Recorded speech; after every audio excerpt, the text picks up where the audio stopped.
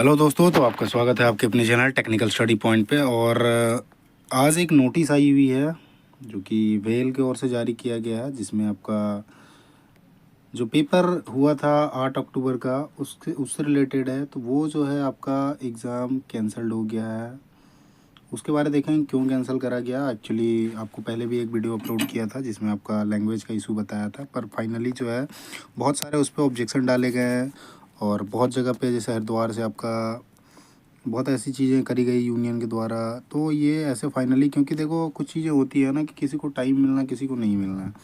तो इसमें technical breaches तो है ही, चलो उस चीज़ वो टेक्निकल वो सिस्टम का एरर है, पर इसमें सभी लोगों को टाइम नहीं मिल पाने के कारण ये चीज़ भेल ने अपने साइड से एक नोटिस जारी किया जिसमें आपका कैंसिल का लिखा है। तो वही सारी चीज़ देखेंगे जिसमें भेल आर्टिशन जो है ग्रेड 4 का पेपर हुआ था आपका 8 अक्टूबर 2025 को, और ये जो है एग्ज़ाम कैंसल्ड हो गया है। तो क्या क्या लिखा हुआ है इसमें हम सारा कुछ देखेंगे, और कुछ भी इसमें डाउट होता है आपको तो आप ज़रूर इस चीज़ को कमेंट में लिखना, जिससे आपको जवाब दे दिया जाएगा, है ना। सो पब्लिक नोटिस को हम एक एक करके पूरा विस्तार से जानते हैं, और किसी भी प्रकार का आपका डाउट होता है तो ज़रूर आप लिखिएगा। तो देखते हैं हम। अच्छा, एक बात और भी है इसमें कि जो कुछ लोग जिनके मार्क्स अच्छे खासे आए होंगे फिर से वो तैयारी करनी पड़ेगी। तो डोंट थिंक, आप को ऐसा नहीं सोचना है कि मेरे इतने मार्क्स आए फिर कैंसिल हो गया। तो आपको दुखी नहीं होना है उस चीज़ को लेकर, है ना।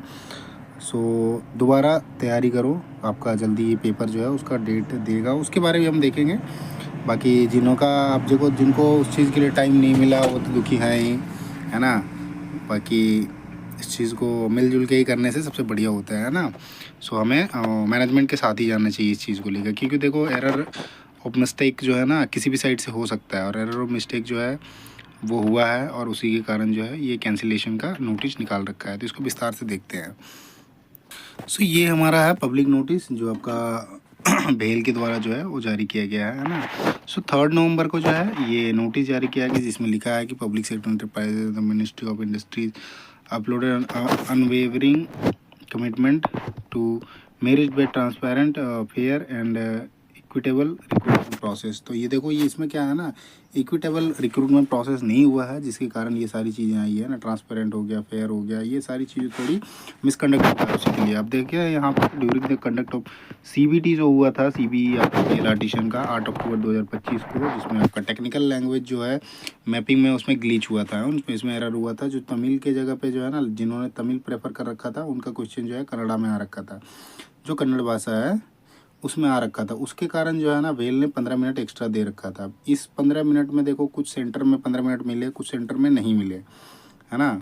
तो उसके कारण लोगों को समस्याएं फेस करनी पड़ी, जितने भी एस्पायरेंट हैं उनको समस्याएं फेस करनी पड़ी। तो उसके लिए इनने फिर इस चीज़ को लिखा कि in keeping with the principle of fairness and equity, है ना, and to ensure that no candidate will place at the disadvantage, मतलब किसी को हानि नहीं पहुंचनी चाहिए इन चीज़ को लेकर, है ना।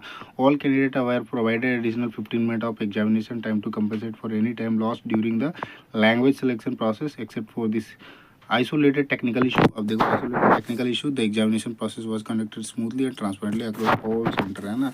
यहाँ के हिसाब से देखो इनने लिख रखा है, इसके हिसाब से across all center में जो है सही तरीके से हमने सारा कुछ किया, पर किन्हीं को मिला किन्हीं को नहीं मिला। ये तो स्टूडेंट क्लियर उस चीज़ को करते हैं जो पेपर दे रहे हैं कि हमारे सेंटर में मिला नहीं मिला, क्योंकि नॉर्दर्न पार्ट जो है ना, जैसे दिल्ली हो गया, हरिद्वार हो गया, चंडीगढ़ हो गया, इसके आसपास देहरादून हो गया, इसके आसपास जो पेपर हुए थे इनमें टाइम मिला था। मुंबई के आसपास भी जो पेपर हुआ था उनमें भी टाइम मिला था।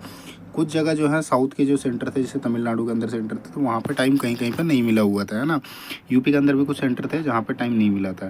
देन नेक्स्ट आते हैं, however some candidate are reported that few centre faces inconsistencies in the allocation of 15 minute. तो यही चीज़ है कि कुछ सेंटर में जो है या फिर कैंडिडेट ने उस चीज़ को कंप्लेन करा कि 15 मिनट जो टाइम दिया गया ग्रेस टाइम वो हमें नहीं मिला, है ना। In this regard the issue has been examined.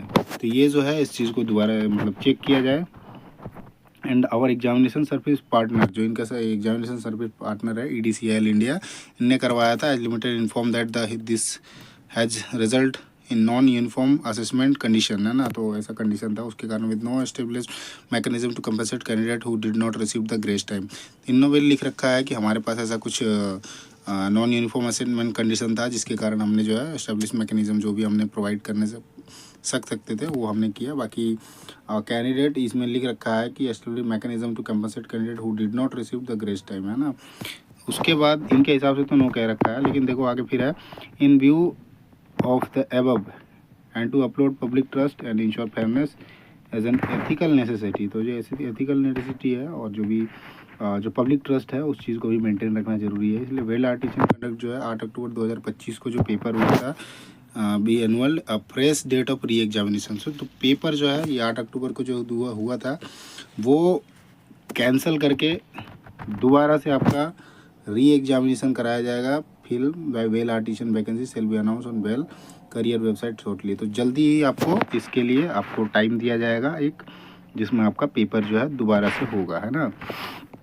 उसके बाद लिखा है we sincerely appreciate the practice and understanding demonstrated by all candidate during this process and remains fully committed to preserving the principle of equity and fairness in our recruitment system. तो well ने कहा है कि जो भी हमारा requirement system है, recruitment system है, उसमें हम इस चीज़ को मतलब अप्रिशिएट करते हैं और साथ ही पैसेंज जो रखा है इनके लिए भी हम सारे कैंडिडेट को फुली कमिटेड जिस तरह से हैं तो उनके बातों को और उनका जो फेयरनेस है उस चीज़ को हम मेंटेन रखेंगे और हम दोबारा जो है इसका आदर भी करते हैं और साथ ही दोबारा जो है पेपर करवाएंगे। We are reaffirm to all aspirant and stakeholder. तो जो वेल के हैं एस्पायरेंट हो गए, जो हम आप जो पेपर देने वाले हैं एस्पायरेंट है, और जो भी इसके स्टेक होल्डर्स है well dedicated to maintaining fairness.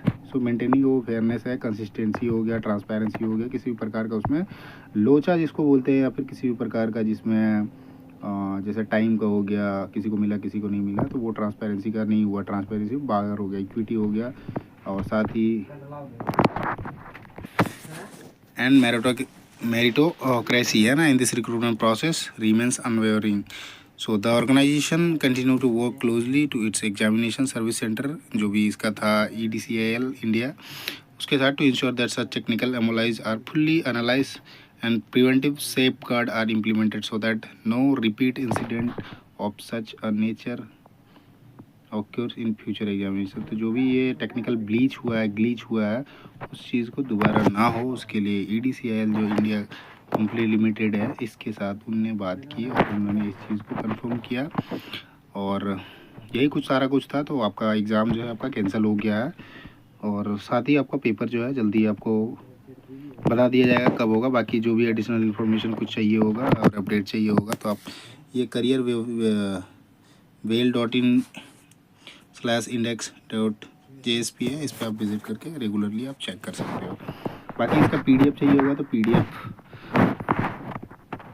आपको टेक्निकल स्टडी पॉइंट पे आपको टेक्निकल स्टडी पॉइंट पे जो है इसका PDF मिल जाएगा, तो वहाँ से आप डाउनलोड कर सकते हो।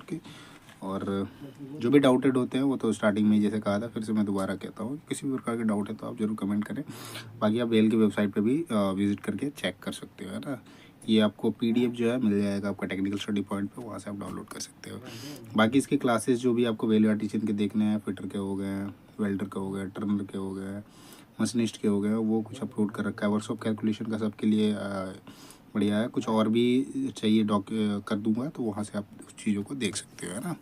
बाकी इस वीडियो को यहीं पे एंड करते हैं और वीडियो अच्छा लगे तो वीडियो को लाइक करें, चैनल को सब्सक्राइब करें, साथ ही अपने दोस्तों के साथ शेयर करना ना भूलें। धन्यवाद।